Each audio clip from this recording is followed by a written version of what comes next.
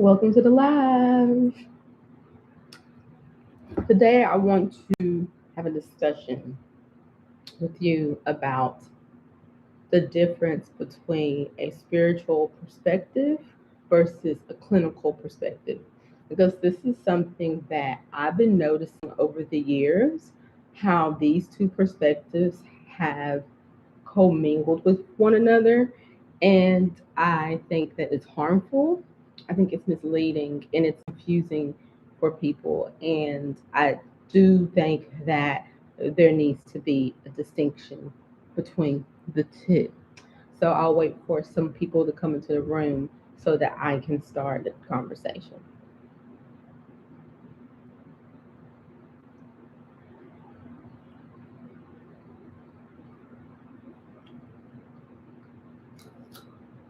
Hi, Lulu. Hi, everybody.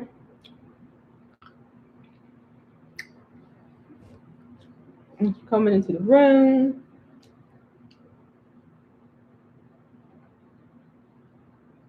I don't know how long that I have this camera. Hold on, let me do it like this. How long I have to be on the live because Zen told me he wants to go outside at some point. So he's eating his snack right now. So,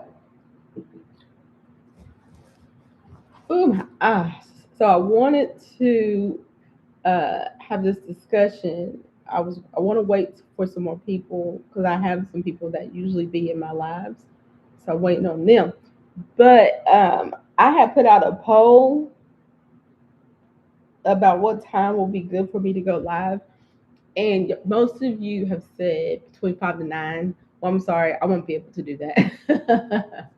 Like this is the times where I can go live. It's like in the morning, afternoon, because I have a strict schedule for Zen now.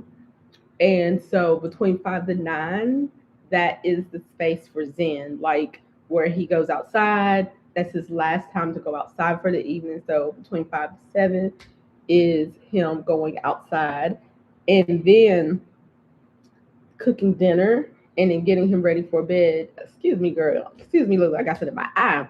Then getting him dinner, getting him ready for bed, and then putting him in bed by 9 o'clock.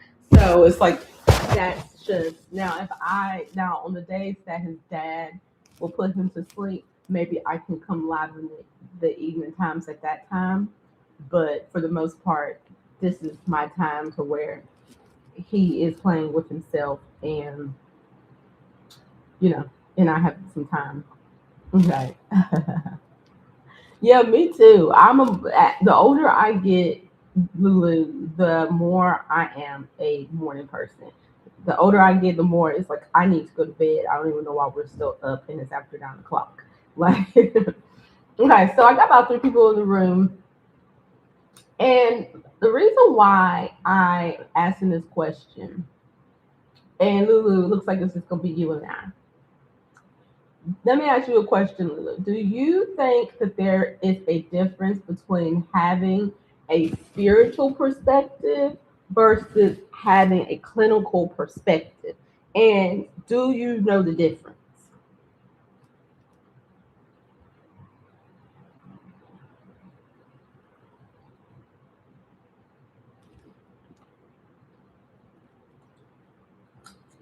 You know, I already know you do respond.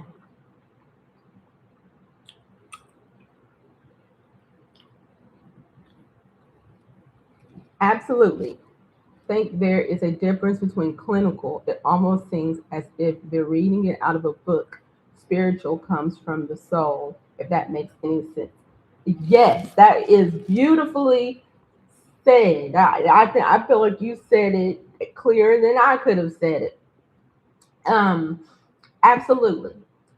Clinical is something that has been tested, researched from a book perspective and hypothesis, and a group think that this is what we've all come to the conclusion what is true.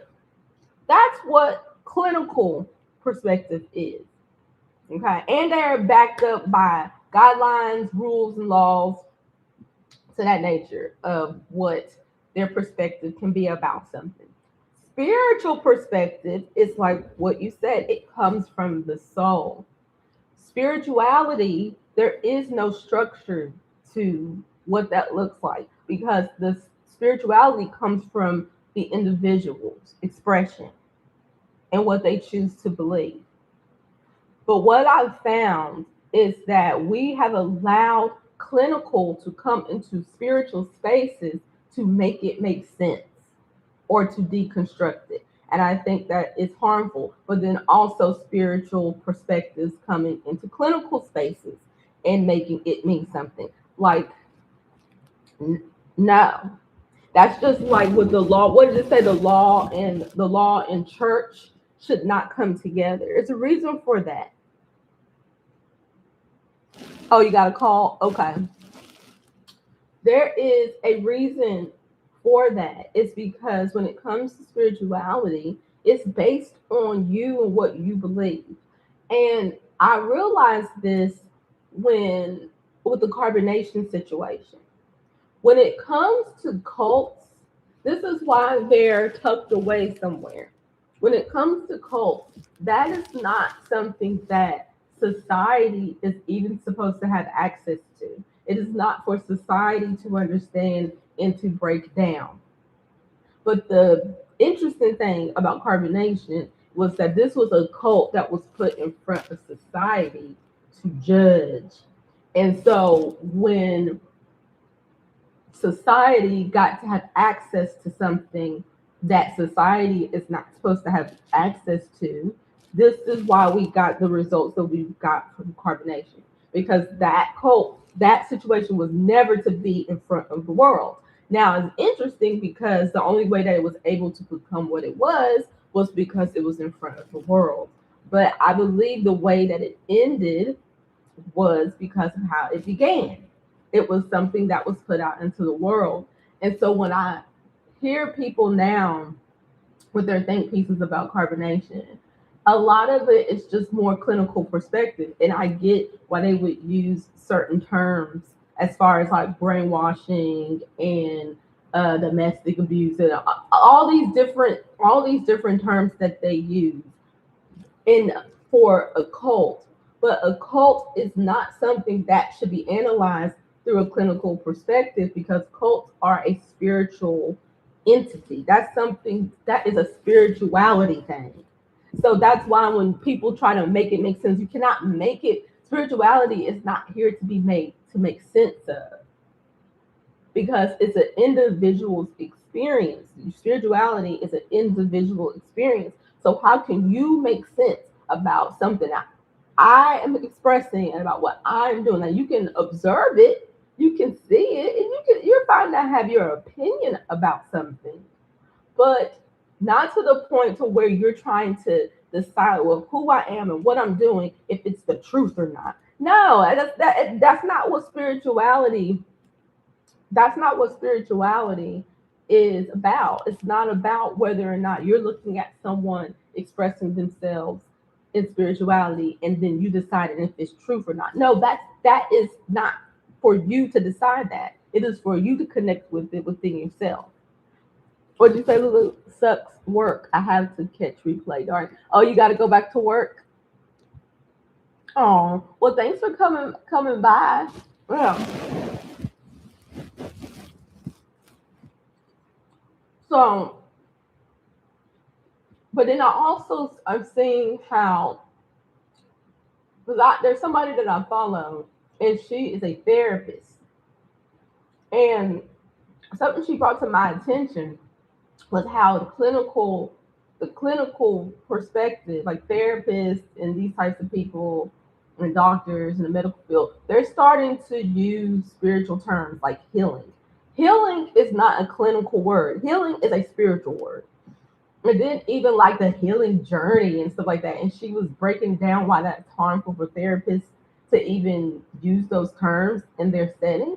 And I was just like, absolutely right, because healing journey and growth and all that, those are spiritual terms. Those aren't those should not be in the clinical setting, because it's two different things.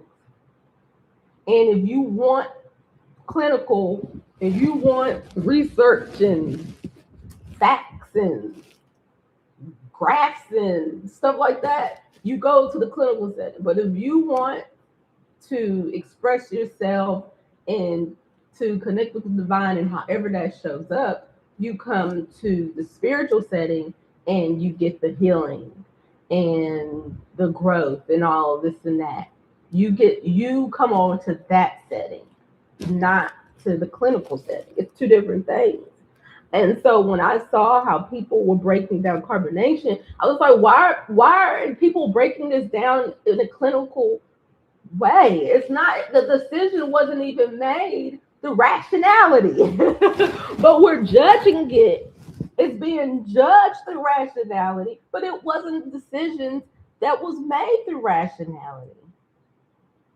It was a decision made to go against the system, but now we're judging it against the system, and it's like, that's not, you shouldn't do that. Like, no, absolutely not. And I don't think a lot of people are aware of that. And not even cults, but just anything spiritual should not be judged and compared to anything that's not considered spiritual.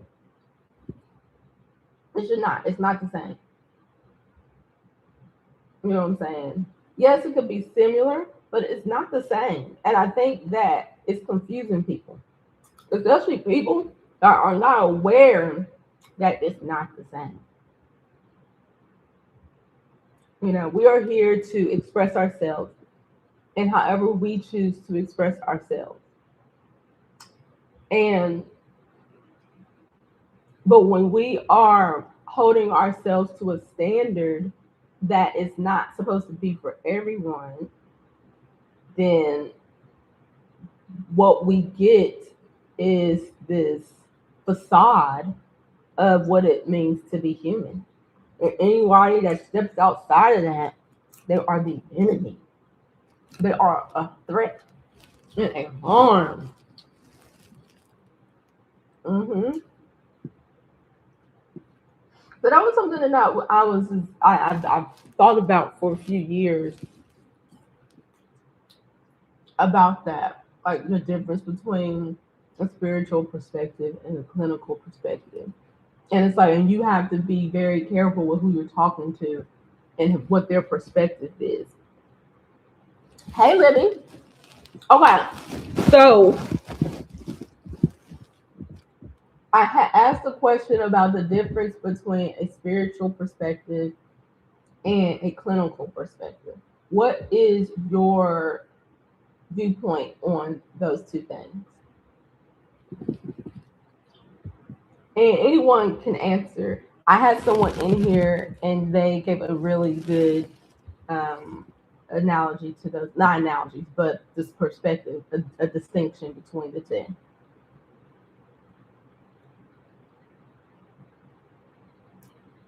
Because I feel like not knowing this can be harmful. Not knowing the difference in perspectives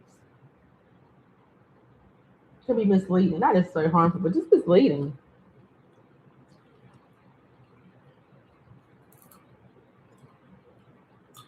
What's the difference between clinical and spiritual perspective?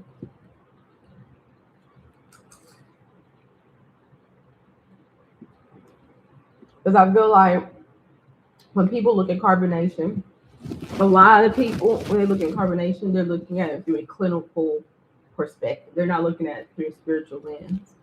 They're looking at it through a clinical lens. Okay. So Libby said, I grew up as a preacher's kid. This dude was clinically this dude was clinically bipolar and used the Bible to cover all his abusive and violent ways. But see, that's the thing, though. I wonder but that's the thing, Libby, that in the spiritual world, abuse and violence holds a place. In the clinical setting, it does not. That's the difference. So that's why in religion, what they say, spare the rod, spoil the child, um, you know, and I don't really know any spiritual perspectives about hitting each other and stuff like that. Like I don't, it's nothing come to my head. Any of y'all know, let me know. But that's what I'm saying is that those are a part of that world that you can do those things. In spirituality and even in religion, like killing and blood sacrifices is a part of that world. Okay. But over time, man's law made laws to where you can't do that. You just can't just be killing people. And you just can't just be killing animals. You just can't be killing children. Like that's something that over time that man's law decided we can't do that. But when you look back in spirituality and religion and the stories, and it's all about blood and killing and violence. All of that was there. All of you, and you want to know why? Because it all was acceptable, because it was all a part of the human nature. It wasn't like this is right or this is wrong. It was all about intentions as to why they were doing it. And see, and this is why people are starting to wake up now about religion, because they're saying like religious people are turning their nose up at spiritual people, but they're just saying you the one sacrificing, eating somebody's blood and body, and all of that stuff that's in religion is the same thing as in spirituality.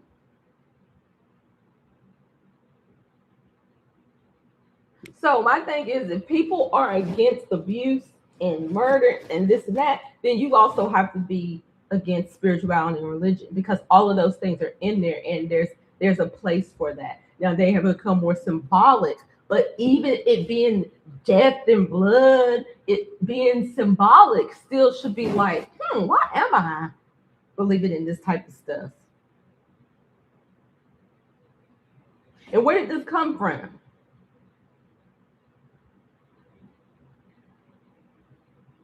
You know what I'm saying? Like where does it come from? Where is this coming from? Like because if we call ourselves spiritual, it's like what does that mean? What does that really mean? And then when people do certain things, it's like we want to then not no longer have that spiritual perspective. We want to have a different type of perspective. Yeah. Yeah, there is a distinction between religion and spirituality, but in both of them, there's still death. In both of them, there's still like blood sacrifices and different things. Now, not everybody has those same beliefs that's in spirituality. That's the beautiful thing about spirituality. But when it comes down to the core of spirituality, it is the expression of human nature. It's allowing our expression of human nature to be what it is. That's why a lot of us got away from religion, because we felt like it was such in a box. It was like trying to make us perfect, pure, light. We don't do nothing wrong. We don't want to be sinners. We're saints. That's what religion was. But then spirituality allowed us to get out that box and express it however we want to express it.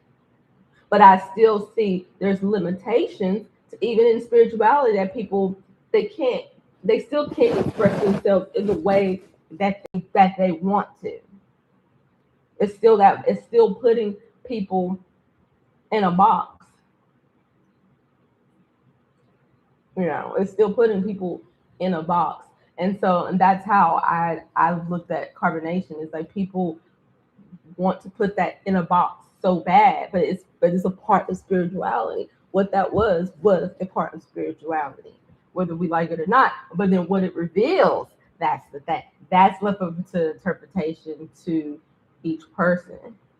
We all have our own perspective. People that know of that have their own perspective. And y'all, I've been having a field day on TikTok, looking at all the new people that just discovered this story. The people are flabbergasted that they never knew that this situation occurred. They was on the same earth at the same time as carbonation, and they didn't even know this was happening.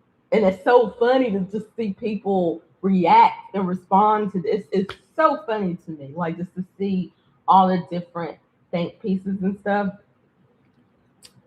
about it. And a lot of people have the same perspective that I have about it, which is very surprising because I felt like my perspective was I was pretty much on my own with it. But just to see people that wasn't a part of that at all and watching it and still came to the same conclusion as me, it has been very interesting to see it play out.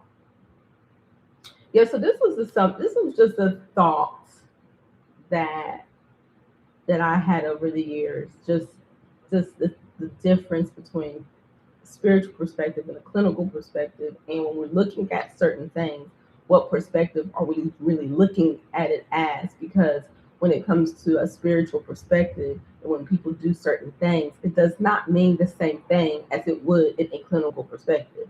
It's so much deeper than that if people could look at it that way. But if you're not careful, it could be harmful. It could be misleading. I will say that, especially if you don't understand it. You know, it could be, especially like with abuse and stuff.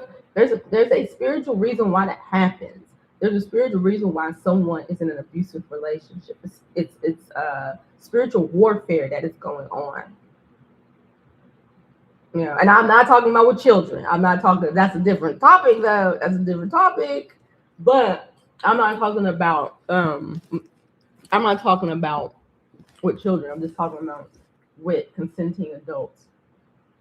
And when you're talking about abuse, it's a spiritual war that's going on with that. But a lot of times, people that are getting afflicted with that, they don't want to look at themselves. They only want to look at the person that's doing it.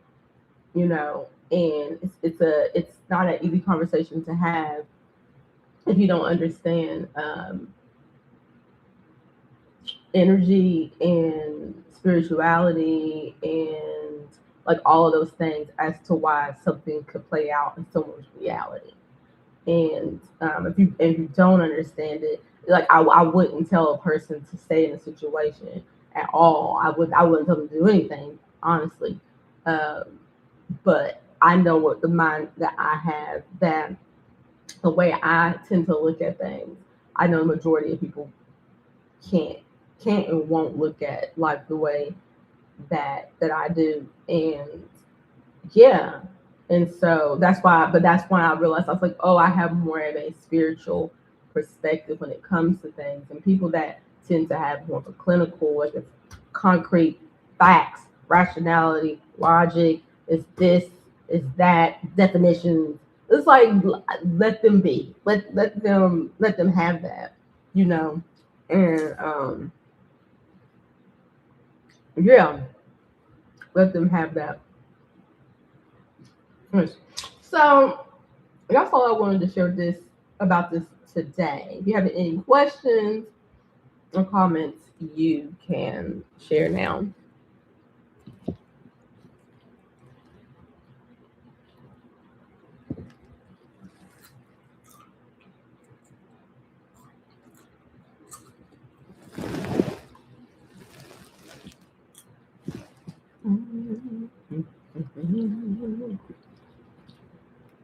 I thought this popcorn was in, and I eating it. I did not want it,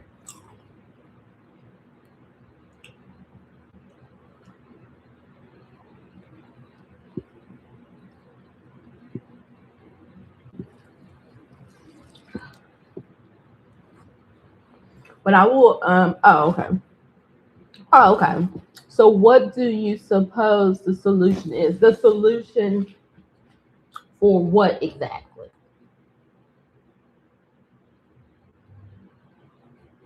The solution for what?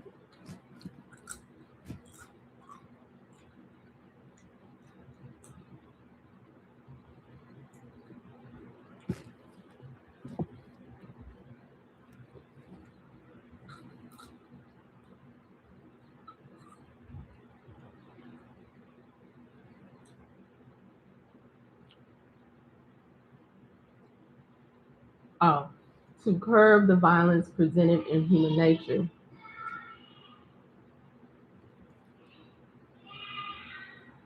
Hold on, my child is making a noise.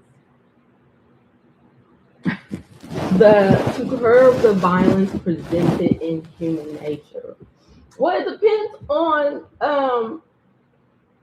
what's going on. Yeah, it depends on what's going on. Like, are you um asking me, like,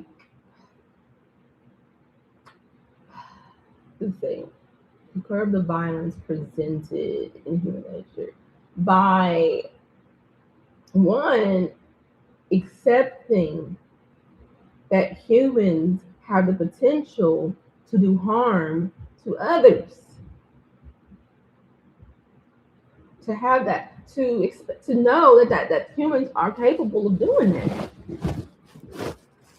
Humans are capable of hurting each other every day. And it's like we have this. A lot of people have. I think a lot of, because I feel like the issue is that when it comes to life, we tend to want to live through the idea of what life should be versus what life is.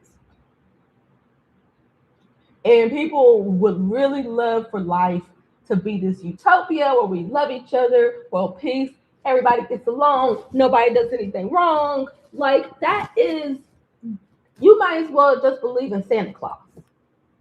You might as well believe in the Easter Bunny. You might as well believe in all of these fairy tales that life is supposed to be a certain way, because it's not.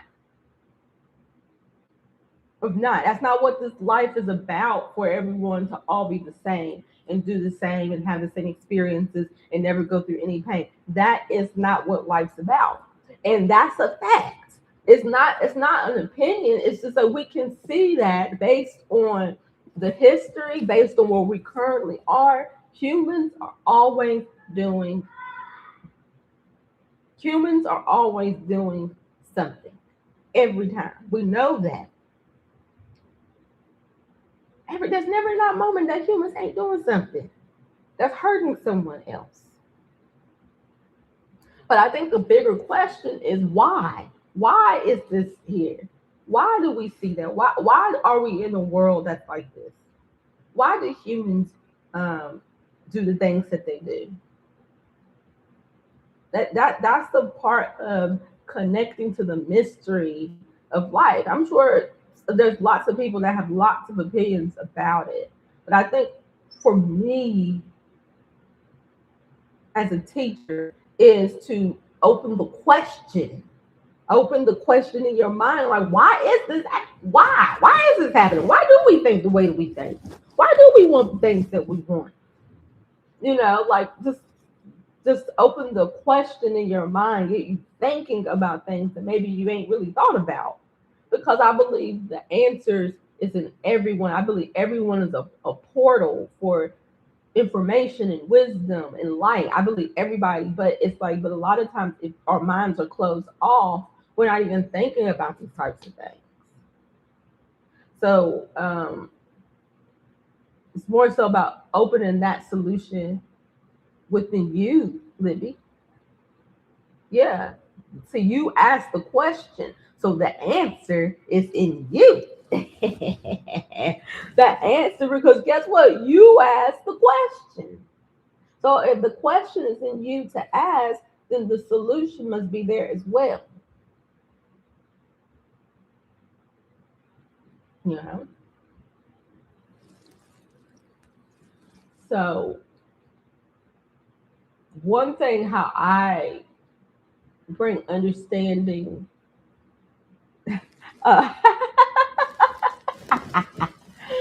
oh, okay. So let me say my honest answer is I don't know.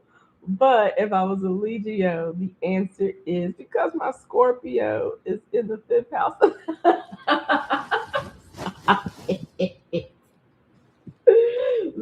Stop it, girl. You fat. Now that was funny. Well, don't cut yourself off from the answer by saying you don't. You don't know because now you told yourself that you don't know. So now the answer doesn't have a space to come to because you decided I don't know. You know, you know what I'm saying? So it's like now you cut yourself off from knowing. And a lot of people do this. A lot of people do something. People live in a space. I don't know. I don't know. I don't know. But then they wonder why they don't know because you told yourself you don't know. But that is so funny. You said because the fifth house. I was like, he doesn't have fifth house in Scorpio. I'm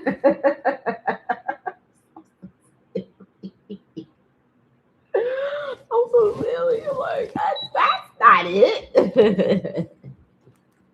Yeah, you know, when it comes to violence, for me, when I see somebody, let me tell you this. Okay, so let me share my perspective with y'all. When I see violence, somebody experiencing violence, I don't look at the person inflicting the pain. I look at the person that is allowing it in their life. I look at them and I question and wonder about them, where they are in their life. What do they think of themselves? What do they want? What do they envision for their life? I look at them. I don't blame them. I just look at them. I don't, because he was like, "You're a victim," but like, shut up. No, it's just that we're not. It's not about that.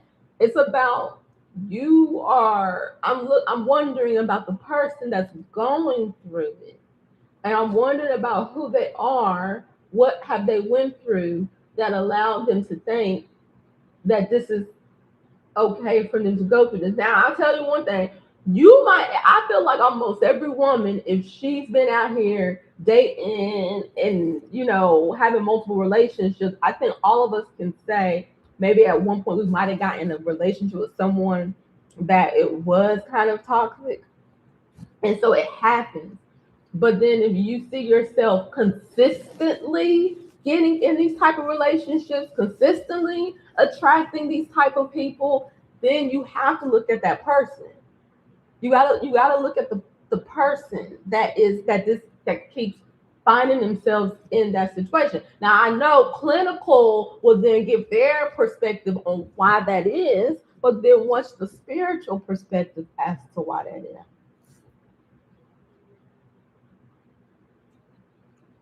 Because in life, we are going to learn things. We're here to learn how to become who we are and to create the life that we want. And so, adversity, conflict, contrast, that is a part of life. It's going to happen because in order for you to have strong desire and a strong ability to create, it's the contrast and the conflict that has to come there to shift you and shape you into wanting more than where you're at. Because sometimes people just will be exactly where they are. They ain't doing nothing different. They're not going nowhere because it's comfortable. There's no reason to change. But then people like that then have to go through some shit just like, I'll change. I'll do something different. Because it's like the contrast and the conflict is there for you to push you.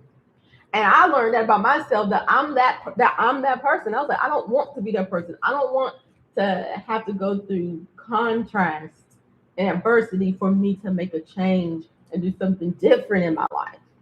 I was like, dang. And that's why people, when they get sick, they don't do nothing different. They don't change their diet and start exercising until they get really sick. But they should have been doing that. They should have been caring about their health before sickness came. So, but sometimes that has to occur for someone to wake up and see that life is in front of you. And that might require somebody coming up, bop you inside your head because you are not awake to life.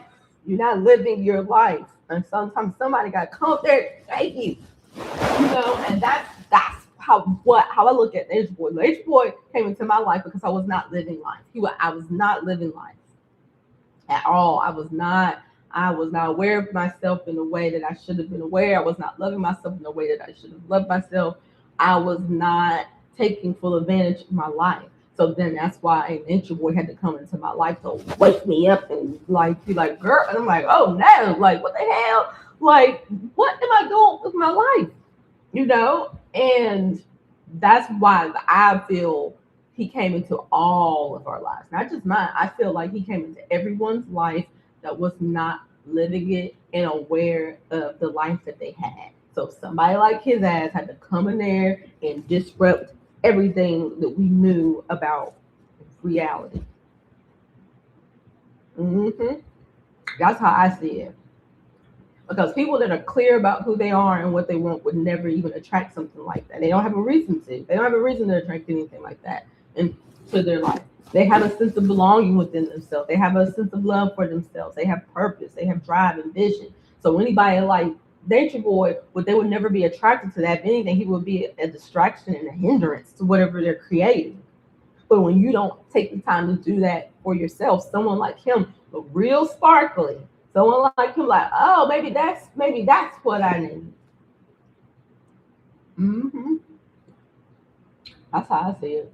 Because when I think about everybody that I know that was in that, it makes sense for all of us. It makes sense for all of us. Just wandering souls, we're just wandering around looking for something. And if you a wandering soul, you gonna find something. It may not be that, but you gonna find something. Um, that theory sounds like the victim almost deserved their treatment due to their failure to evolve.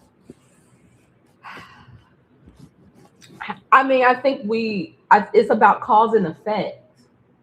That's what I believe. I'm very, I'm learning to be very careful to say what someone deserves, but I will say cause and effect.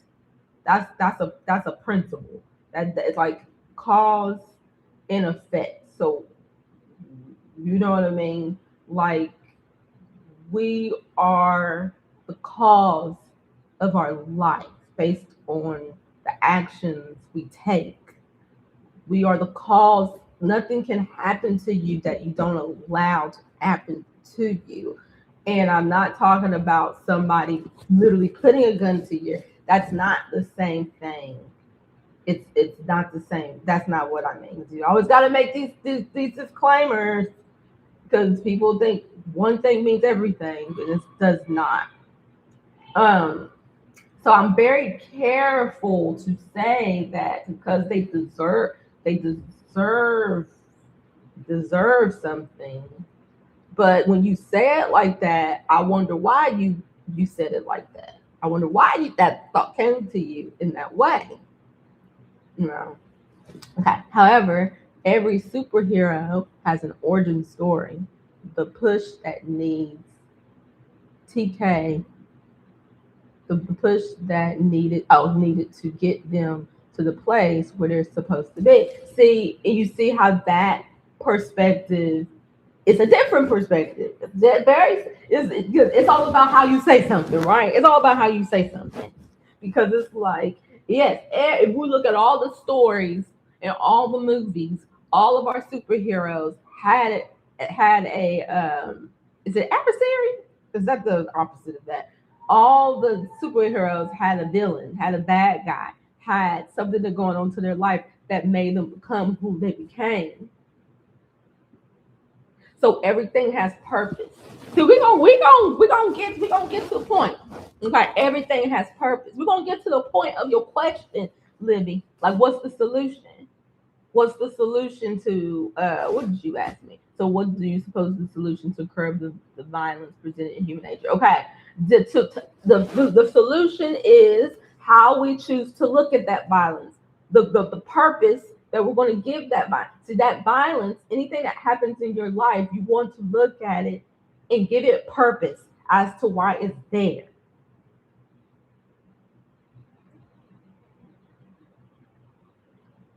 And depending on what your belief system is, will determine the purpose that you give anything that comes into your life. So with Libby, I love that perspective because it says a lot about you.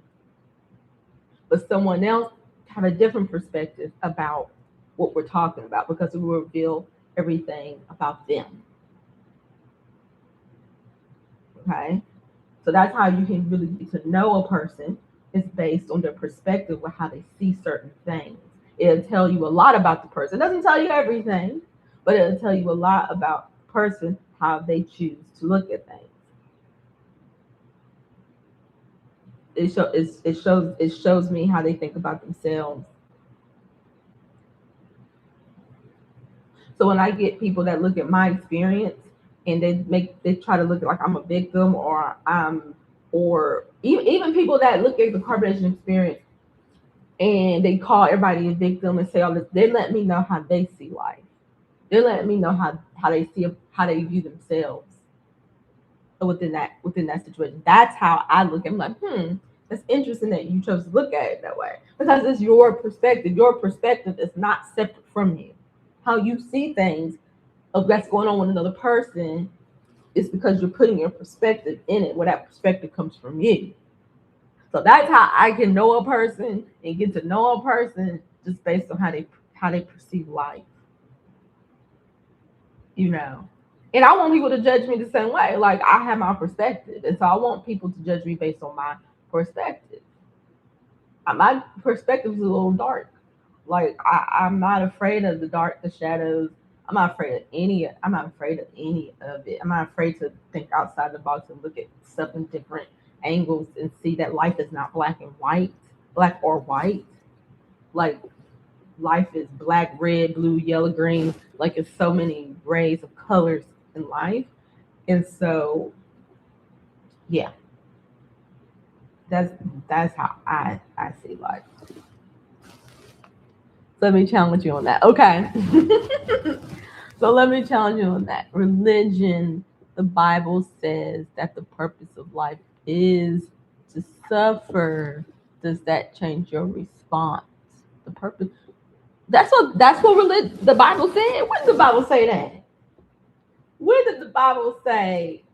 Because I've heard spiritual people say that the purpose of life on here that this is hell and that we are the fallen angels and we're here in hell to learn how not to be or some shit like that. Like that is what I've heard with that. But anything to do with religion and the Bible, I throw it out the window. I'm like, I throw it out the window, like because that is a perspective. So I am auditing the different perspectives that I have that are laced with religion. Because oh honey, they're all up in the crevices, especially if you were born into religion, if you were born into church, and you now consider yourself spiritual or you just not a religious person. Sorry to tell you, that is impeded in your DNA. That is in the membrane of your cells, not the DNA, but the membrane of your cells. That perspective is there, but it's your job to figure out and if the perspective you have is still laced with religion or if it's just a perspective that you have that because of life and experiences. But a lot of the perspectives that we have when it comes down to relationships, when it comes down to parenting, when it comes down to even what you said, Libby, that a lot of what we how we still see life is through religion. Like talking about the woman's a helpmate to the man. That is not the truth. That is a religion perspective. That the only reason why women are here is to be a helpmate to the man. That is not the truth. But it's a truth that many people have constructed our relational systems to and how we relate to one another. Mm-hmm. Now you can believe whatever you want to believe, or you can, regardless of religious or not. But I'm just saying, like, question why you believe something. Why do you believe that? So when it comes to like suffering, life is to suffer. I feel like that's a choice. You can choose to suffer. You don't have to. You don't have to suffer. You don't have to suffer if you. But it's a perspective that you choose to have based on the situation that you're in. And there's times where I find myself, because I might feel helpless on doing something, and because I have that perspective that I feel helpless, and there's something I can do. Now I've created the thought of suffering, and then that victim mentality comes into my mind. Yeah, that's something that I work on every day. Is not to be a victim to my life and the circumstances that might come up that I feel like I don't have control over this, or I don't have the solution to it, and I feel stuck. And so when you have those thoughts, it can make you feel like a victim, and then you can be going to that suffering mindset. Hmm. Okay. Okay. So, okay. So you look for it. Okay. So per ChatGPT, Romans 5:3-4, but it notes that suffering is to produce perseverance. FYI, I don't agree with this or oh. Is that what the chat GPT say? FYI, I don't agree with this or this, or is that your add-on?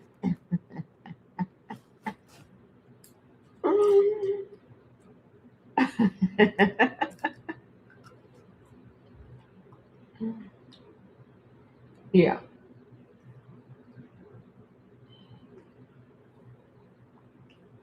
Oh, okay. Yeah.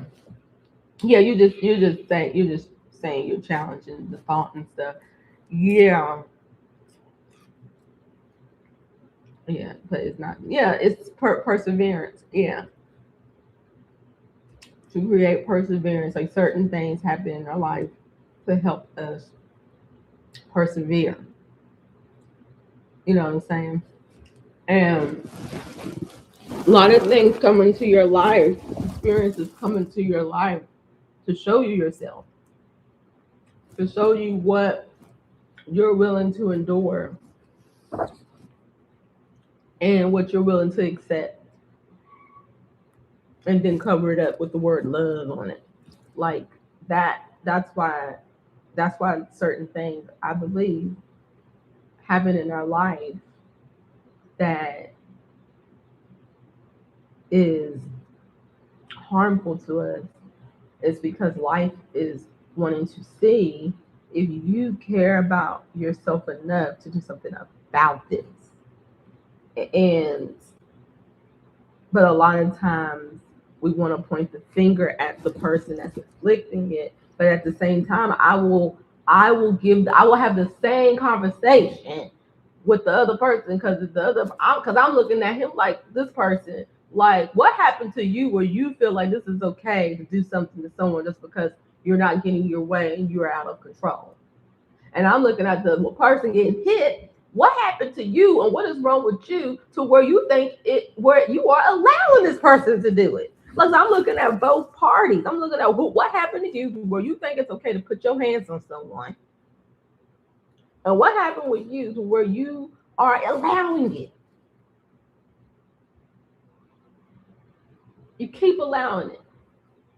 That's what I'm looking at. I'm looking at both. It takes two. What they say? It takes two to tango in any situation, even if it's not hitting, But I was just talking about that because that's what you brought up, Libby.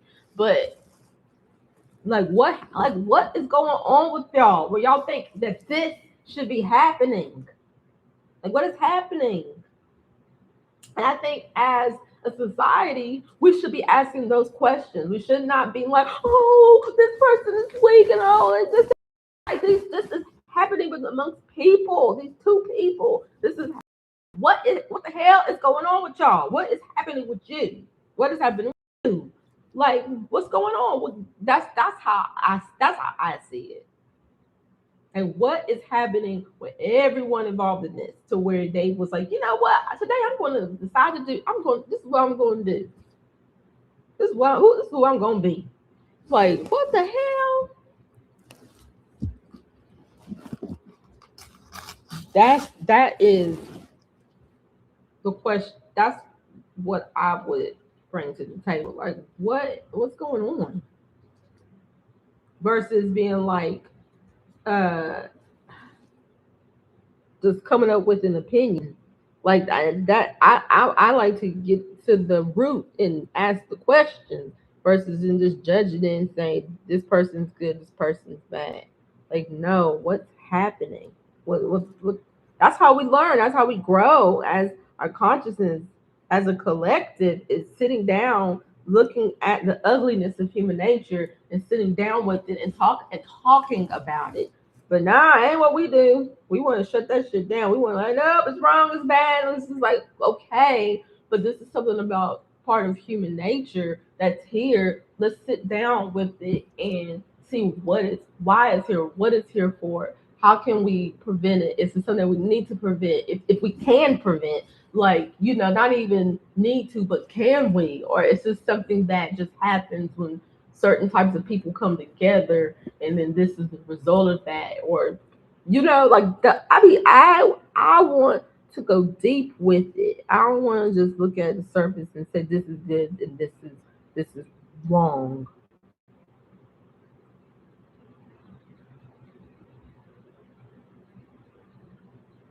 Yeah, but sometimes I think people be doing shit and they don't even know why they doing it. They be like, hell, I don't know. Like, I really do. I think people be they don't where they enough people don't come to being like, hold on, why you doing that? For what? What's the reason? Like, because most people don't take the time to like ask those questions about why people do certain things. So, oh, honor thyself. Hmm. I ask those kinds of questions too. I want to understand the psychology of everyone's actions. Yeah, like, let me tell you something.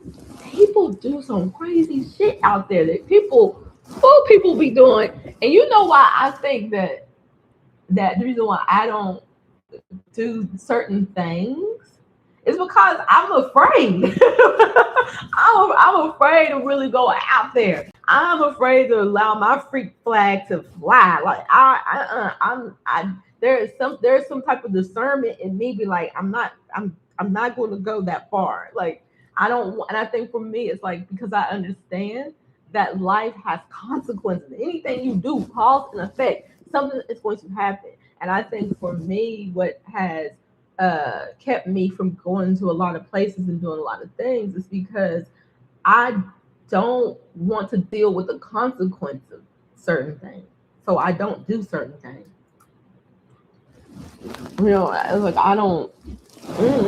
It's a healthy fear, I guess, but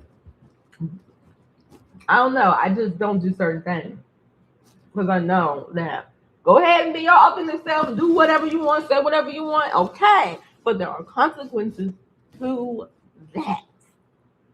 There are consequences to that, and I'm like, it ain't worth it to me. But I do think that has become a block for me with other things that I should be doing. Um, because sometimes I don't know the difference. Sometimes to where like, no, you need to just do it, you know. But yeah, that's my truth right there, y'all. Yeah, they're not fully aware of the why. Hmm. Yeah. How are you doing, Honor? Because I know that you were a part of carbonation at some point, and oh, you're welcome, Livy. She said 70. I appreciate that you are able to self-reflect and acknowledge your choices. Yeah, I got a lot of time on my hands. Like what y'all are witnessing now is a conversation that I probably would just have with myself, and that's something that I want to start doing is bringing more of my one-on-one conversations with myself to the world because I'm telling you, I've been doing this since I was a little girl. I've always was talking to myself as though there was a camera in front of me. And I just talking, and I'll be in the kitchen making me some food, like a sandwich, and I'm sitting here talking in the kitchen, and so there is somebody there. And my grandparents, they never interrupted me or made me feel weird about it. I just always was talking to myself. Maybe because I'm an only child, I don't know. But I would be in that. I'll just be sitting there. There's an audience, or there's somebody there watching me and listening to me talking. My child making noise. Yeah, and so that's why I'm like,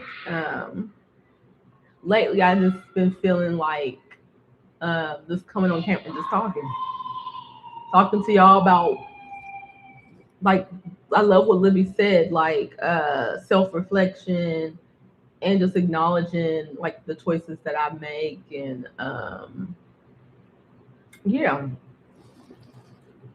Oh yeah, so like I was saying, Honor, like, because you was in carbonation, you had your time there, and based on how everything has evolved to where it is now, and just now that the world is coming to the awareness, more of the world is coming to the awareness of that story. What is your perspective on everything? What was your perspective on that experience for yourself? Like, what made you decide to go? Now that it's done, what is your perspective about Alio, the members? Like, just whatever you want to share. Man, I recorded my therapy sessions with myself, but I never post those. Yeah. I have a lot of voice memos that I haven't shared, like just thoughts. Yeah. Yeah, so just, anybody that I know that was in the group at some point, like, I love to just ask them that. Like, I'm like, so, how are you? How was that for you? Like, y'all used to say peace reflection. Can you explain what that meant, and if you still agree with that philosophy? Um, I will. You can give your perspective on that, Honor, if you want. Like, what does that mean for you? Like, for me, when we said peace reflection, and mind you, anybody that's in the room right now, if y'all want to talk to me about carbonation or ask me questions about that, you can. Because I know a lot of times people be wanting to talk to me about it, but then they're like kind of apprehensive because they feel like, oh, I don't want you to relive the trauma. I'm like, girl, that shit happened, gone, and life moved on. Okay, but it's my experience that I've had, and I'm not ashamed of it or anything. Um, so I don't mind talking about it sometimes, and other times I just don't want to talk about it. But when I'm on here live, and especially on this platform, and if you have any questions or want to share anything, your perspective, like, you can do that. Okay, so, and plus it also helps me because I've always talked about this experience either with my husband or maybe a couple of members that I was cool with. Like, we talk about it amongst ourselves, but as far as like coming out here, like consistently talking about it, like I never really did. But now it's like I feel more comfortable talking about it and sharing my perspective because I knew that I had a different perspective. I know I didn't have the popular perspective when it came to carbonation. And it continues to evolve. Like, you know what I mean? Giving myself the space to evolve my perspective with it. But as far as like peace reflection, uh, the way that I see it was that um, one of the principles, the laws was everything is all in the mind, and you are experiencing your mind. And so anybody that is coming into your life is just reflecting your mind back to you, reflecting you back to you. And you meet no one but yourself when you are my reflection. So whatever I see, I don't see you, I only see me. So however you judge someone, your perspective on someone, it's not a true perspective or judgment per se about them. It's more so about you, and you are able to see parts of yourself in that person. Um, and yeah, because you only meet no one but yourself. But then if you um, know that everyone is you, then you would treat them. We only treat people in accordance with how we feel about ourselves, because there's a spiritual perspective about we're all oneness. We're all this one thing, but our egos allow us to break apart from the one thing that we all are. So that's another way of looking at reflection. That it's just, and I'm sure there's another way of saying it. I just don't remember like the more eloquent way of saying it. I'm just breaking it down with how I understood it. Um, and like we are all reflections of the light reflecting back to itself. um and then do I still agree with that philosophy? Yeah, I still agree with that. I still agree that. Now I don't be walking around here saying peace reflection. I don't say that. I do not say that at all. But what I do believe, I still believe in that philosophy. But I don't think that was his philosophy. I think that's a philosophy that he believed in and that he taught. Because there's many spiritual frameworks that hold that same philosophy. So that's what I've been doing. Is the philosophies that I learned through him strictly is over the years learning that through other frameworks. So I won't just tie that to him. They're like, oh, that was his spot. Like I try to like no challenge it, and I'm like, oh, well, that wasn't his just his philosophy. That's actually a universal principle. Like that's how I look. That's how I look at it. Like a lot of the stuff that he taught wasn't his. It was just universal principles that he taught a lot of people that didn't know anything about that. Um, so yeah, because I can tell you a story. Oh, thank you, Honor. Um, I met a lady. I made a new friend the other day, and what I've been doing since I've came to Playa is that because I've noticed it. I've been noticing. It's not something I intentionally did, but I just noticed a pattern. But since coming to Playa, I've been meeting women that are very similar to me. And it's almost a little scary. And I'll even go to be like, hey, can I see your birth chart? Because it's just they're just too similar to me to where I'm like, damn, I'm like, I really am just meeting no one but myself. Like it's just weird. And me and her were so similar to each other. When I will be telling her something that is a part of my experience or that I'm going through, she's literally repeating. I mean, not repeating. She's literally completing my sentence because she's going through the same damn thing. Like it's just, and it was like really, it was really eerie.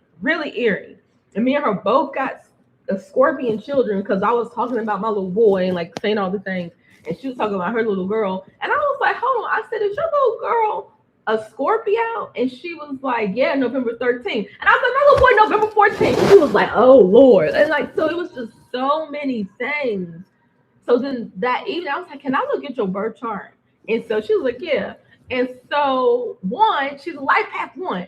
And I keep meeting women that are life path ones. Normally, I do not meet a lot of life path ones in my life. Over the years, I have not met a lot of life path ones. People that I know, of course, people that I know what their life path is. But lately, the women that I've been meeting have been life path ones, and then most of them are Scorpio rising. I don't know what that's about because I'm a Scorpio. In the past, I was meeting a lot of Virgos. Oh, I was meeting a lot of Virgos, and it was horrible. Because I'm a Virgo rising, and it was just it was horrible. I can't stand Virgo women sometimes. but they showing me me. They're showing me that part of myself that I can't stand within myself, you know. So just like little stuff like that, to where it's like when I really see myself in that person, and when I know their information, I'm like, wow.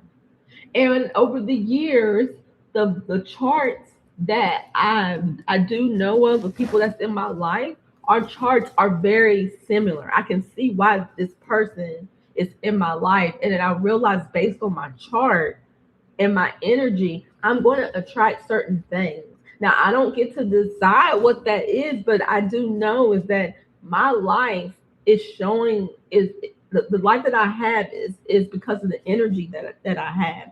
So that's why I'm like, you meet no one but yourself, because I know myself and I've studied myself. And so now when all these people coming in my life, they're a reflection of that. It's like I'm starting, and this is the first time I said this out loud. It's just like everything that has, and I don't know how anybody would want to take that, because it's almost like our destiny is already um, laid out, in which I do believe that, but I also know you get to decide what you're going to do with what was created for you to experience.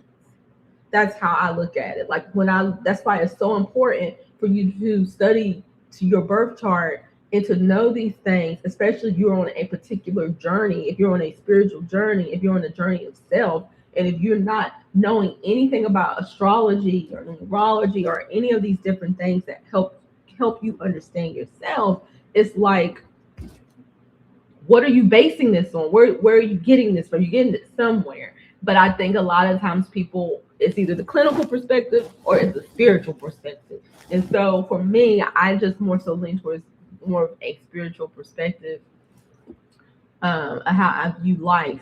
But that is what I'll tell anyone. The reason why you want to learn your astrology is because it's going to show you why you are going to be attracting this certain type of people. There's nothing you can do about it.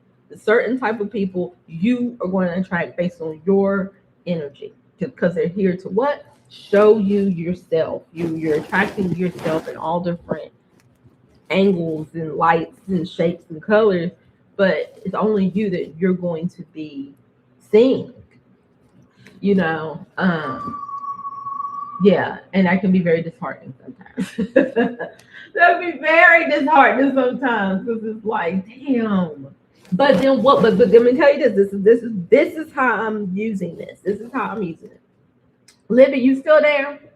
This is how I'm using this though, because some of the women that has come into my life over the years, I didn't like what I saw, but at the same time, they're showing me myself of where I am. Because if I want a different type of woman in my life, as far as friendships, if I want a different relationship in my life, like the marriage I'm in, it requires me to change. It requires me to level up. It requires me to elevate where I am. Where I am right now, energetically, I only have access to that that's resonant to that. So a lot of my friends that I've had, we fell out over the years, or I just a certain type of people that's come into my life over the years, and I'm just like, I'm like, I don't want those type of people. Well, I only have access to those type of people based on who I am.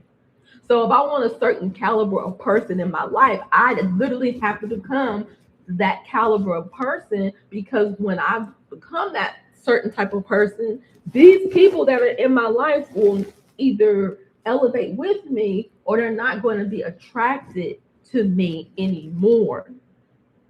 So that's why when people talk about you got to have a standard for your life, or you have to create boundaries or have boundaries in your life, the way that I would tell people to look at that is, the reason why you're doing this is because it's going to help you create spaces for the type of people you do want in your life.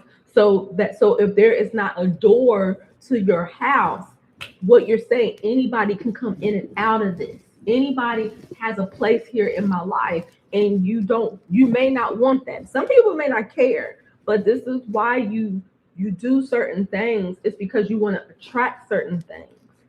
And even if you're not intentionally doing anything, you're still attracting certain things in your life and certain people in your life. And until you decide to um, be more intentional about your life, this is why maybe certain things continue to keep happening because you lack intention.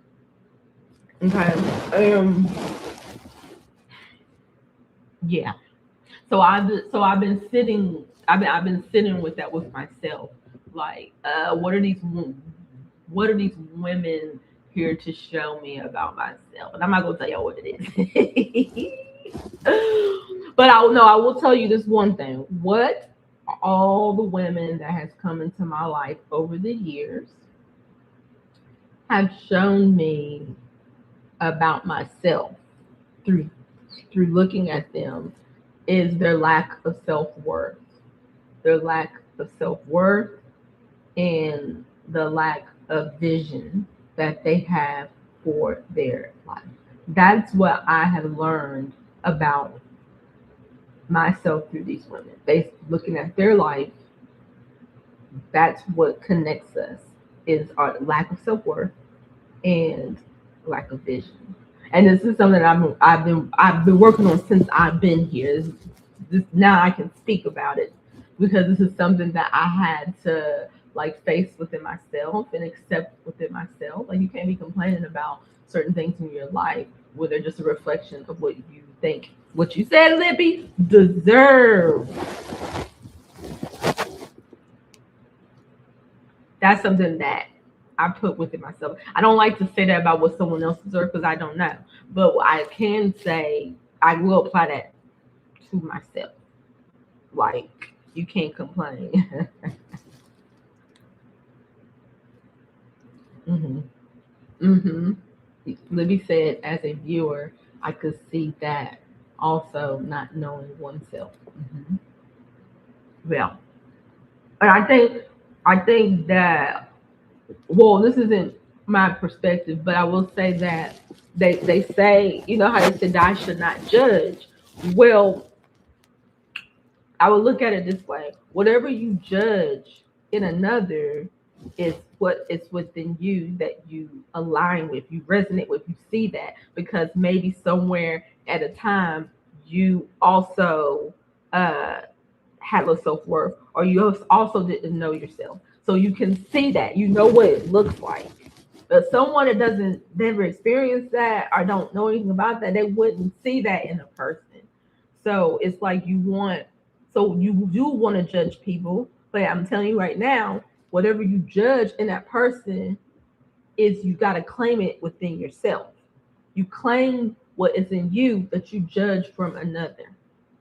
So if you don't want that, don't judge nobody. But if you want to kind of know who you are, if you want to kind of know what your work is, go ahead and judge people. Because people will show you what your work is based on what you judge them on. And judgment and observation, there is a line. It's a thin line. Sometimes you can just be observing something but not necessarily judging it. You know the difference. You know the difference with observation and a judgment. It is very a thin line. Um, but for me, I kind of I really took it on because I'm very judgmental. Like I'm a Virgo rising, Sagittarius, Leo, but it's like I'm very judgmental. So it's like that's something that I've really been working on. But at the same time, it's like also paying attention to what I'm judging because it could be a window to myself and my ego and what I need to work on. Like, and this person came into my life to show me that. Like, oh, okay, I'll go work on that. Okay. I don't think I hold the reflection. Oh, you said what did you say? I focus on the psychology and sociology aspect of how we get to these dynamics, awareness and accountability. I don't think I hold the reflections philosophy anymore, but I am reflective. Okay. How you're explaining it seems like it can get caught in identity because I think I know what you're asking. How you are explaining it seems like it can get caught in identity. Did y'all think the viewers who was warning y'all about the cult was doing so to help for content or to judge? Um, yes. Well, let me go back to honors. I don't know if you asked me a question or you just making a statement. Honor. How are you explaining it? It seems like this. Yes. Identity. Well, I'll see if you were just making a statement or asking a question. So you let me know, Honor. But Libby said, did y'all think the viewers who were warning y'all about the cult was doing so to help for content or to judge? All of the above. Where's my water at? All of the above. Everyone had their place in that. All of that, all of the above.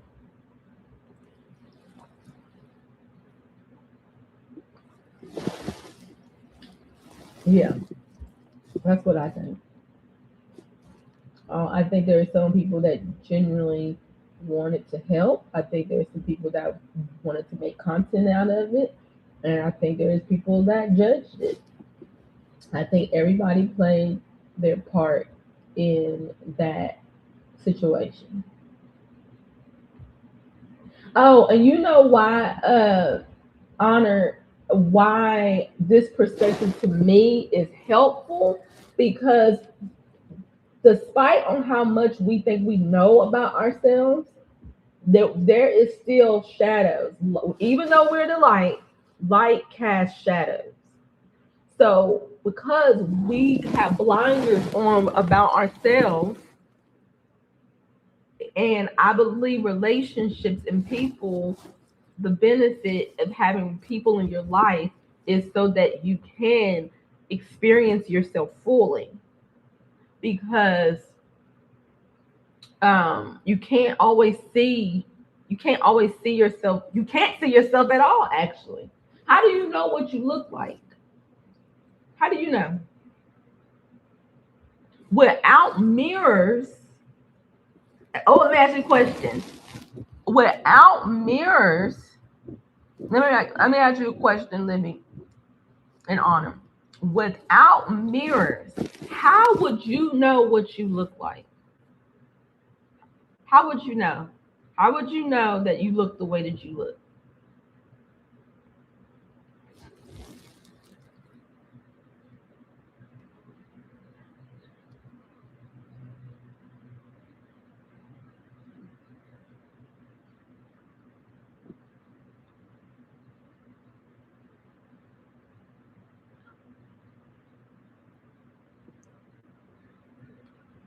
Yeah, she said people were obsessed with him. Yeah, people are obsessed. People are obsessed with Nature Boy.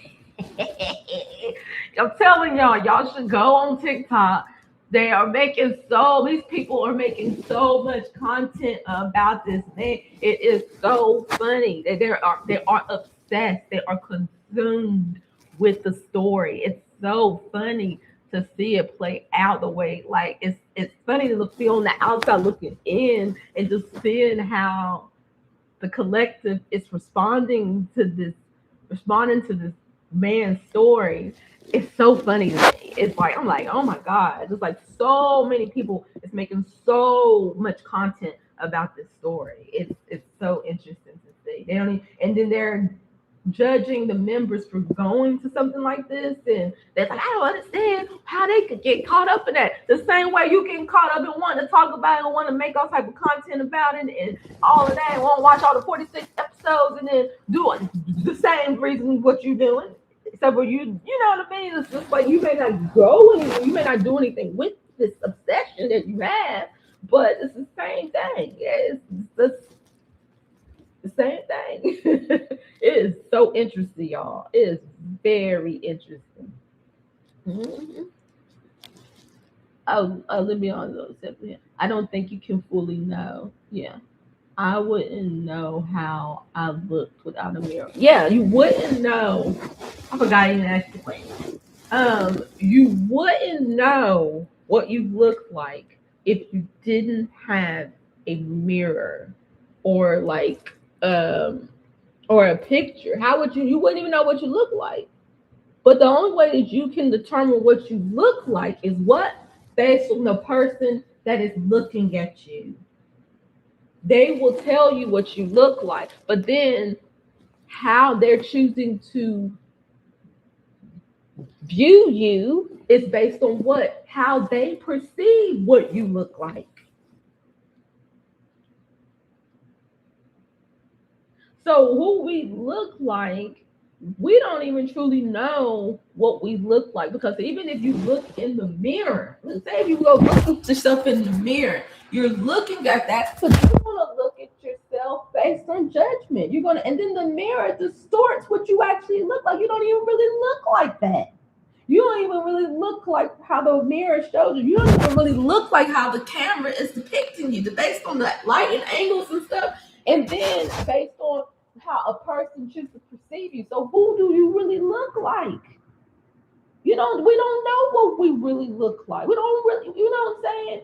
We don't really know. So this is why, for me, it's like when people come into your life, if you get enough consistency in your life, it can show you and tell you about yourself. But even with that, it's still distortion. So it's like, so when we're sitting here trying to come up with truth and facts, what are we basing it on? Because life, all things about life is altered. It's not concrete. It's not even, it's a delusion. Oh my gosh, y'all, it just came up. Now I can understand why we say life is a delusion. It's not real. Oh my gosh. See, when I have these type of conversations, stuff just comes out. You really don't know what you look like. Like, even me looking at myself, and it's like, but if you see me in a different angle and light, I would look different. I wouldn't necessarily, like, I got all these shadows all over my face, and so it makes me look conservative. But in the light, I look a different way. Independent of the lens, the lens also distorts what you look like. These lenses were created with a perspective, with their own perspective, when how the lens was created.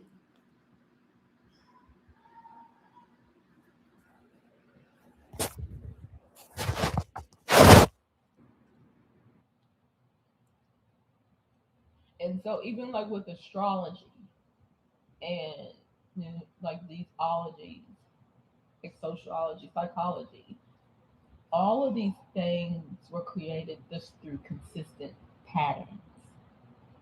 Not necessarily the truth, but just the pattern kept showing up consistently, that we decided that this is what we're going to do.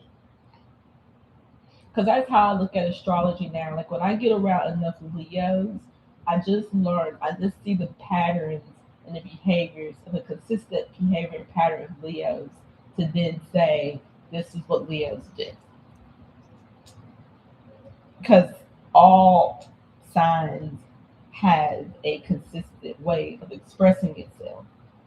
But that's the only way you know that, if you just keep seeing it. Like, you just keep seeing it, and before inconsistency. If it's consistent enough, then it's true.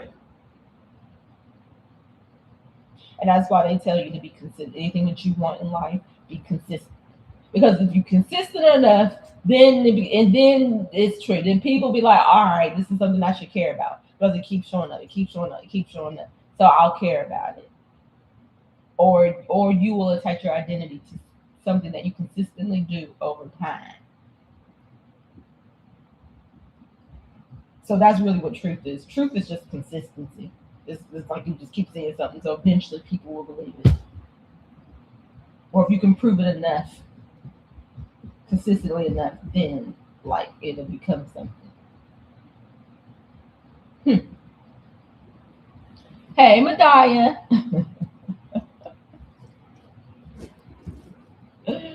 Yeah. Hmm. Yeah. Hi, hey, I'm Gwendolyn. Yeah.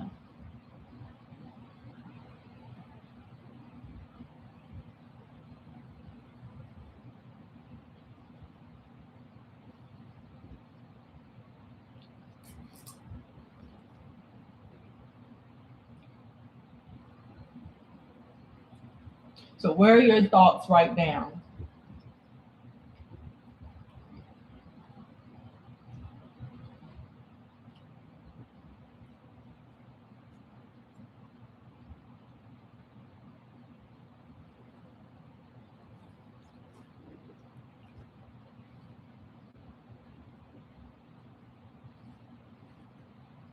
Because I like having expanded conversation, but then I want to ground it. And I want to, okay, so how do we apply this to our life? How do we apply all of this to our life? One thing that came up for me was that everything isn't always what it seems.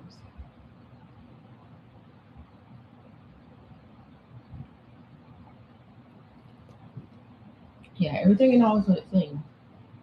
I understand what you're saying, but even something consistent can show not to be true.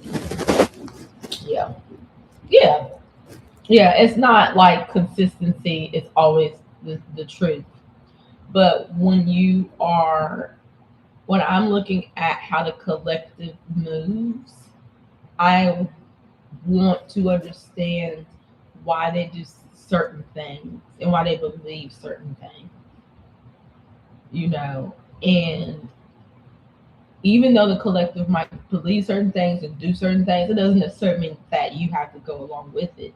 But I definitely like understanding why people do what they do. Okay, you just really popped up on my algorithm. I haven't seen you in a long while. Oh, also. Oh, hey, Gwendolyn. Yeah, I've been trying to go consistent. I've been trying to be more consistent on here. Um, and that's probably why I popped up. Mhm. My thought process is to live your life and to do so with grace, not just for others, but also for yourself. Learn, evolve, and continue to self reflect without giving your power to others. Yeah. What's one thing that you do to not give your power away to others living?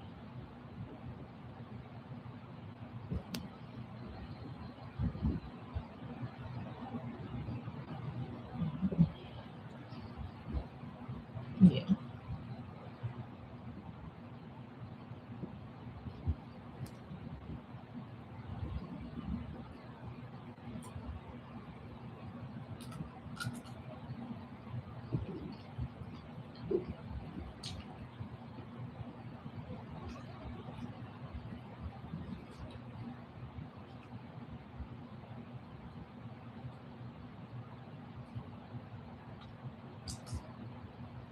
Yeah, what's one thing all of y'all, everybody that's in the chat, what's one thing that y'all are doing to not give your power to others?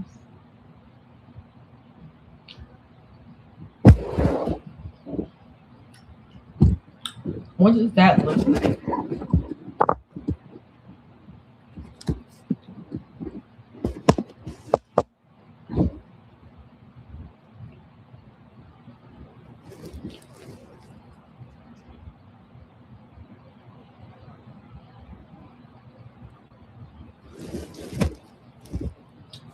Gwendolyn said, I've really been struggling with something. What are your thoughts on adults giving the silent treatment when someone doesn't do what you want them to do? Oh, that's very interesting. I feel like you talking to one of those adults that do that.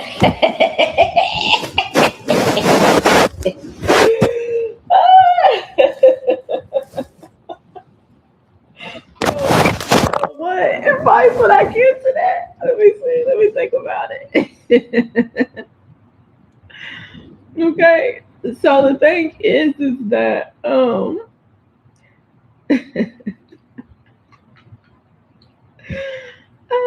on, let me read what Libby says. I'm big on getting my own understanding, reading and challenging the status quo. I do what makes me happy and don't give a fuck. Don't give a fat fuck. I know that's right.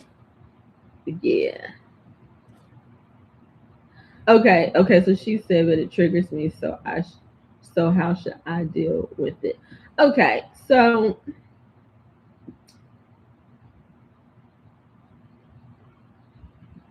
Libby said, protect your peace. However, if the relationship is worth it, communication is the key, and being silent won't fix anything. Okay, so I will tell y'all this. I'll tell y'all a story.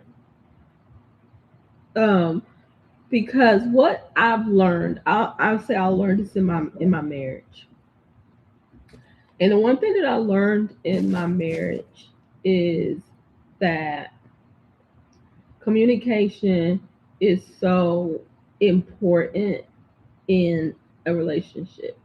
Now, Gwendolyn, is this a intimate relationship or a friendship or a family member? What type of relationship is this? For for one,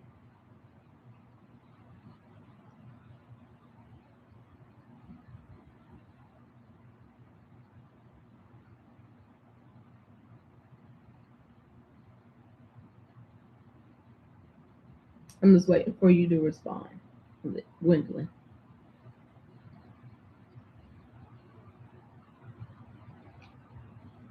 So as she is responding, I'm going to tell y'all what something I've had to learn in relationships, in an intimate relationship. And one thing that I learned, oh,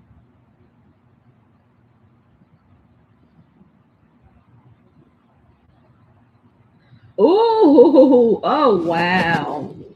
This is interesting. I know exactly what you are going through, Gwendolyn. Now, the question I have for you is this something that just started, or is this something that has always been in your marriage?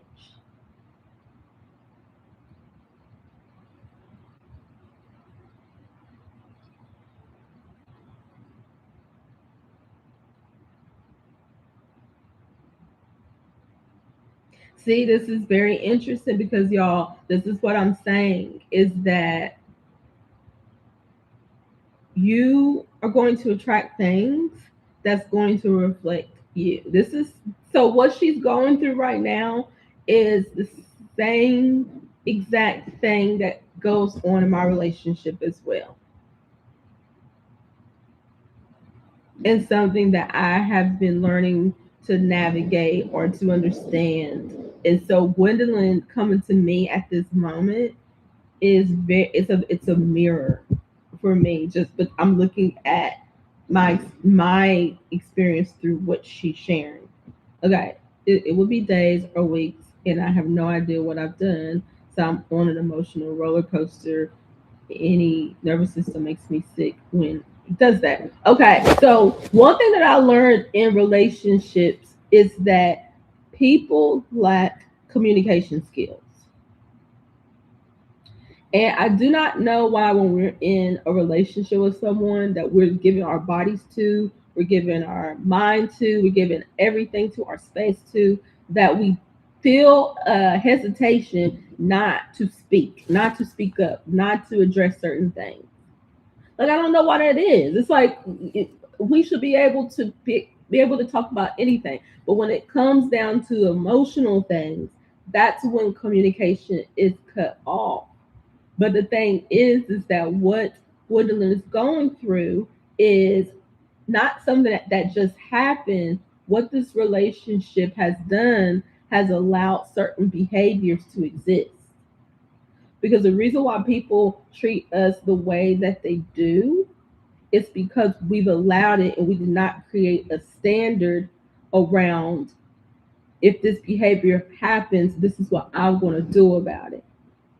But because you're walking around not saying anything and they're not saying anything and you're feeling all of these feelings, it's because one, you have not expressed yourself. So the expression has to have somewhere to go. So the expression that you have not did yet is here, and it's here. It's all here. But see, the reason why you feel the way that you do, the reason why you are feeling triggered, is because a value has been violated. A standard with how you want to be treated has been violated, and you have yet to communicate and let this person know how you feel about what they're doing and what you will and will not tolerate. So until you do that, you're going to be bothered. Now, what you can do is sit down with yourself and ask yourself, what do you value when it comes to, because we don't know all the information, like, so I can't really tell you exactly what to say because I don't know everything that happened. But I will say this about what I've been working on within myself is a lot of times when I would get emotional and I would get, or if I was shut down, it is because I didn't know how to, I didn't know how to do anything but either withdraw or react. I'm either going to go the fuck off because what you're doing right now is not okay, or I'm going to withdraw because what you're doing right now is not okay.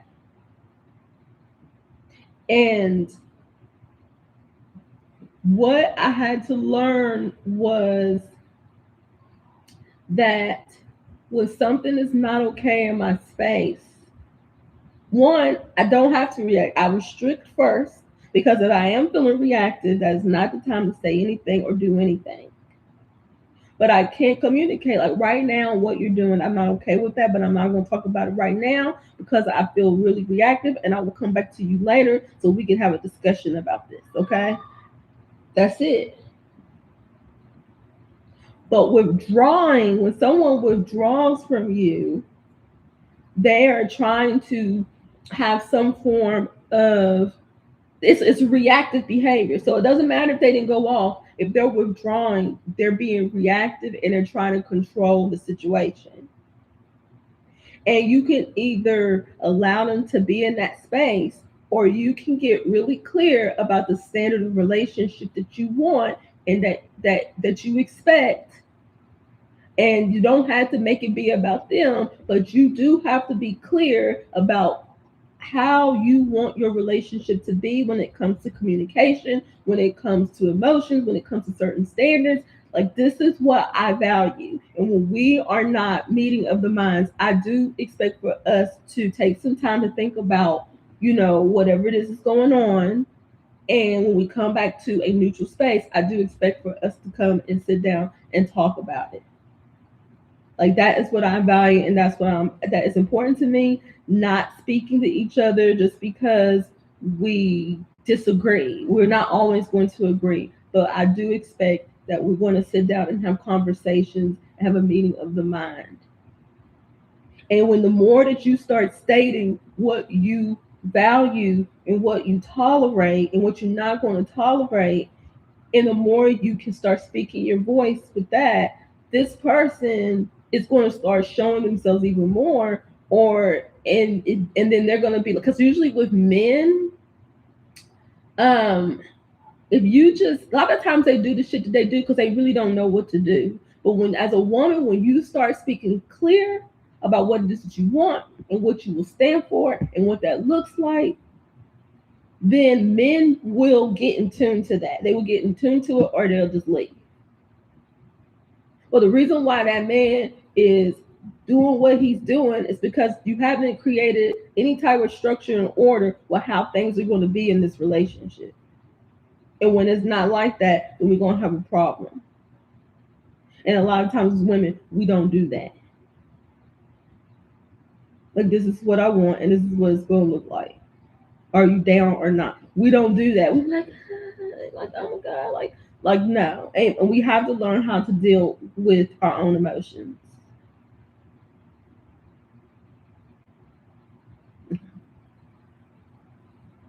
Okay. Okay. I'm an Aries, so I want to problem solve the issue ASAP and he is Capricorn, Lord Jesus. Yeah. Um a Capricorn, and he is emotionalist, is so immature to behave like that. I wouldn't say he's emotionalist, because if he's doing that, if how he's acting is from a place of emotion. Because if he wasn't, see, we have to look. We got to think about how people express emotions. You are an Aries. Your energy is masculine. Your energy expresses outwardly. Your emotions are expressed outwardly. His emotions as a Capricorn, it's feminine. So his emotional reactivity is happening inward, not outwardly. Even though he's a man, he is a man that has feminine energy because he's a Capricorn. Earth energy is feminine. Fire Aries is masculine. So how y'all choose to operate, and how not choose, how y'all operate and how you express is two different ways. But just because he's feminine and just because his energy goes outward, it still does not mean that he doesn't have to communicate and y'all don't come together and come to a resolve. Okay? It's just that sometimes with feminine energy, it takes them longer to get there because their first response is an action. So you as an Aries, your first response is action. You cannot sit with something if it's bothering you. You got to do something with it because you don't want it there. And seeing with him being a Capricorn or Earth energy, he got time. He got time to sit there and fester and let and have most of the time he probably not even thinking about shit anyways. He off doing whatever. Um, but with you being a woman and with you being fire, you need to see results. As a woman, you need to see results. As a master, you need to take action. You need to move. You need to, and it's not happening because of maybe what motivates him versus what motivates you. So I don't know what happened to say like, okay, this is what you can do. Um, but I will say that at some point, if things don't change, then you can bring the conversation up. You can sit down and have the conversation of whatever it was. Yeah, yeah.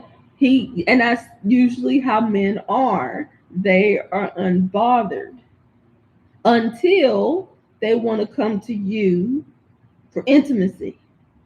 Then they're not so unbothered anymore. But intimacy starts and happens with these types of situations. Can I sit with you and have a conversation with you about disagreements and how you respond in that disagreement will increase intimacy or decrease intimacy. But just avoiding it altogether and not doing anything with it and hoping it's going to go away, that is an issue. And that's what happens with most relationships. But we have to have the courage to have these types of conversations. And sometimes we're not going to have them perfect. Sometimes you're going to say the wrong thing, and it's okay. It's all right. But we have, but the behavior, something has to change. Yeah. So Libby said, so I've learned that our partners may not be equipped to give us everything that we need. I've learned to give myself what is needed in certain areas, even if it's perceived as selfish, by others. I agree. I agree. Um, but sometimes I also think the reason why our partners don't give us what we need is because we have not articulated and are clear in what those needs are. So we can't just expect that they should know. But when you really sit down and write out what you need, can you really articulate what that is? Like, so for example, saying, I need intimacy. Well, what does that look like? Because intimacy looks different for everyone. So I need more communication. Okay, what does that look like? Because communication looks different for everyone. So it's like we need to be clear before we go off wanting somebody to meet our needs. We need to be clear about what those needs are and be able to articulate them in a way that is I'm coming up with the word, not quantifiable, but in a way that when someone hear it, they know what they can do versus them assuming it based on what they think they should do. And that is something that I had to realize about myself as well, is that I I was like, I don't feel supported. But when I really thought about, well, what does that look like? Because I can say something to him and he think he's being supportive, but no, you doing whatever it is that you want. You ain't doing what it is that I want. But how will he know if I didn't communicate that and articulate that in this way? So that's what I will also say to them. But I do agree with Libby, is that we also have to make sure that we also have to accept that our partners are not here to fulfill all the needs. Now, some people don't agree to that. Some people believe, no, I'm with you. You're supposed to do everything and fulfill everything. And I just wouldn't want that. Me personally, like I wouldn't want him to look to me for all his needs either. You said communication is your strong point. Okay, so if communication is your strong point, why are you still feeling a certain way about this? Because the reason why you're still feeling a certain way about this is you haven't communicated something. That's the only. It's like you waiting on him, but he ain't. But you said communication ain't a strong point for. I don't know if communication is a strong point for him, but you said communication is your strong point. So if you still feeling a which way about it, and you're looking at him, it's because there's something that you say he just don't give a fuck. Well, how? What do you mean he doesn't give a fuck? Don't give a fuck about what?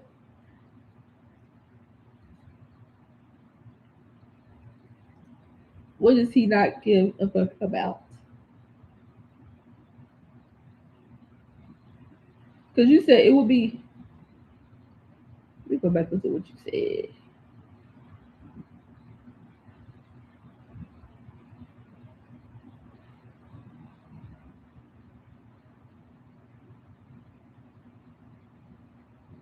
Because you said, what you first brought to the conversation.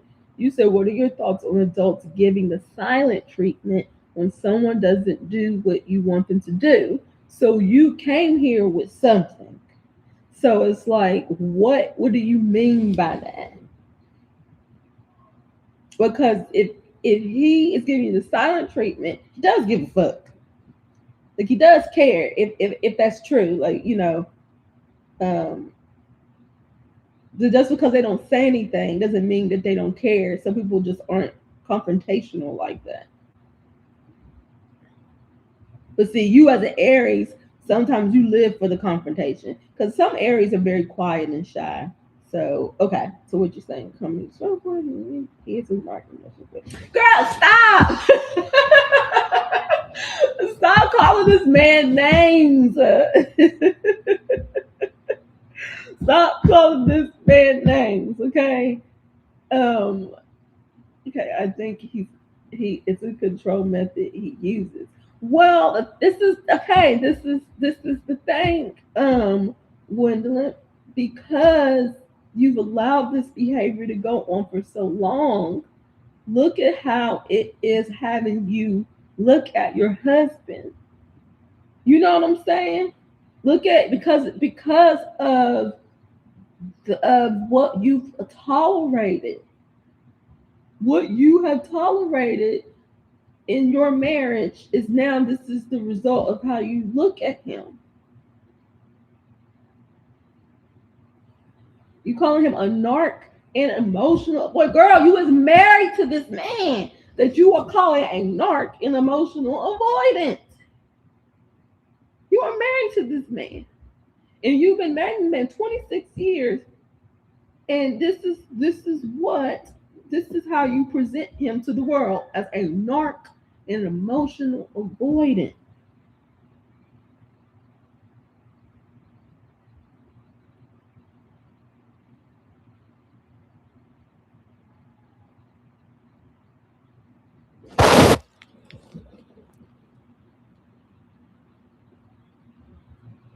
I think anybody that's in this live right now that is in a relationship. This is an opportunity to look at ourselves, look at our relationships, look at how we view the people that we're with. Then we got to ask ourselves, why the hell am I with someone like that?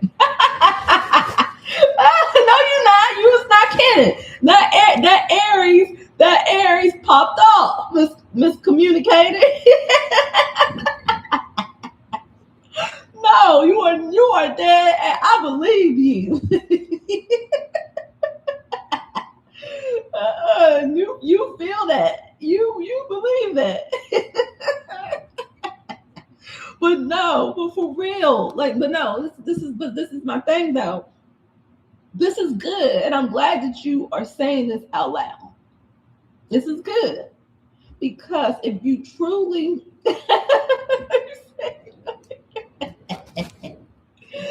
if you, because I see myself in you, I see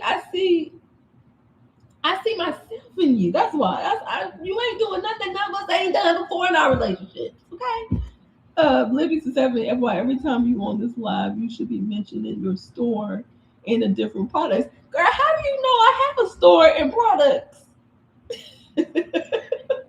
I love that you think I have a store and products. I don't got no store or no products. I would like to have a store. I would like to have products. Yeah, I would like to get back into that again. Like I would love to yeah, my husband, he has, if you're talking about wild base, yeah, like he has that. But as far as like this being my world, you know, my audience, like, no, I don't have a store products. Yeah, he has a wild based business. Yeah, he has the wild based business, but I don't tend to bring those two together on like my on. Well, this platform is just my platform where I just be talking, but yeah, I don't be girl. I don't be thinking about that. But yeah, if y'all, yeah, she right. We have wild based products, wild rice. But you know, for me, I've been and I'm gonna get back to you, Gwendolyn. When it comes to my platforms, I've been intentionally wanting this to be my platform, be my world, be my space. And sometimes I might see him on here, but for the most part, it's like I want to create a space for my world and my inner thoughts and stuff like that. So, but thank you, Libby. That is so sweet of you. Yeah, that is really sweet of you. So anyway, Gwendolyn. Okay, so I think everything that you said is. I think that even though it may not have been that serious, but the fact that that thought is there, you have to know that that thought uh, is controlling your actions. Those thoughts are controlling your perspective. So anytime that he does something, your thoughts, even if it's not conscious, but it's somewhere back in the back of your head, is he's a narc and he's emotional avoidant and he doesn't give a fuck. Like that's the picture you're painting of him. Because if you are good at communication and if you see that your husband is being a certain way or acting a certain way, then you would then communicate like, hey, I notice your energy is off. Are you good? And if there's something in particular that happened, then you can bring that back up too. But if it's not anything in particular that happened, but you're noticing like his energy and just his demeanor, like bring it up, like call it out, like, hey, what's up? Because you don't want nobody in your space to think they comfortable enough to act a damn fool and is to treat you any type of way. No, it's like if you are in my space and I see you being a certain way, I'm going to address it. I'm just going to start addressing it. Like we need to stop making our space comfortable for people to act a fool. We need to stop making our space comfortable to think that people can say and do anything. You do not want to create a space where people think they can just come in and do whatever they want to do and say whatever they want to say. And it doesn't matter if it's your husband and wife. We have made people think that it's comfortable for them to just say and do anything. And that's why when you meet people that are real strict about who they allow in their life, they don't play. They wish you would come over here acting a fool. You better recognize who you talking to, who you with. Like there are people that are like that. And a lot of times we don't even like people like that because oh, they too strict. You have to be. Because you cannot expect people to care more about you than you're not willing to care about yourself. That's why people do what they do. Because they're like, hell, you don't care, why should I? You know, we be wanting people to care more for us than we have taken the time to care for ourselves. And that's something that I've yes, okay. All right. My child was like, Mama, come downstairs. Ah, okay. I've been on here 2 hours talking to y'all. Yeah. So you see what I'm saying? Like you can't expect your husband or anyone else to treat you in a way that you won't even treat yourself in that way. People are always going to treat you in the way that you allow them to. It makes me sick sometimes. It made me sick knowing that. It made me sick knowing that people are treating me this way. They only doing this because they can get away with it, you know. And yeah, like that's the only reason why they do it because I'm letting them. Hmm. We all just want peace in all relationships. I mean, yeah, but for me, I want accountability. For me, I want mindfulness. For me, I want joy, laughter. Like that's what I want. The peace is within me.